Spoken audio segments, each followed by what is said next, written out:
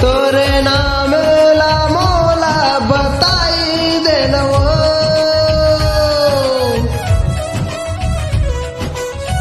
हो तोरे नाम ला मोला बताई देनवो, कहाँ के तरहैया चेताई देनवो, मोला काबर बनाए वो दीवाना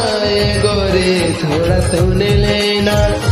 गोरी सुन लेना का जादूड़ा रे, एक झलक मोला तय देखा दे, गोरी सुन लेना का जादूड़ा रे, एक झलक मोला तय देखा दे।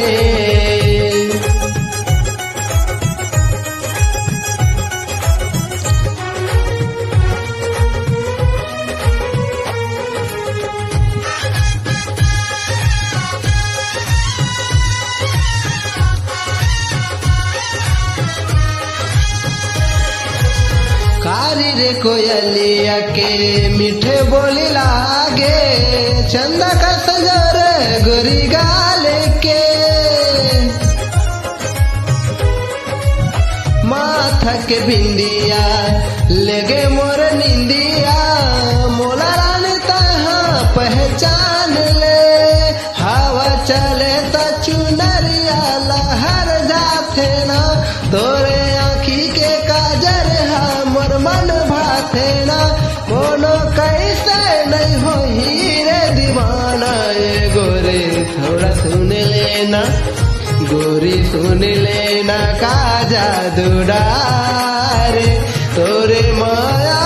गोरी मोर मन भूला गे, गोरी सुन लेना का जादूड़ा रे, तोरे माया गोरी मोर मन भूला गे।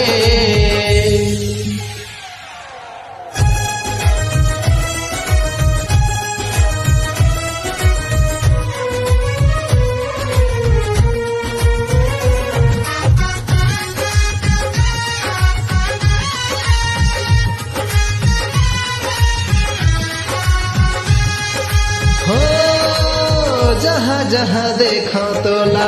मुड़े के वरानी, छीने हो जाता से सुनसान में,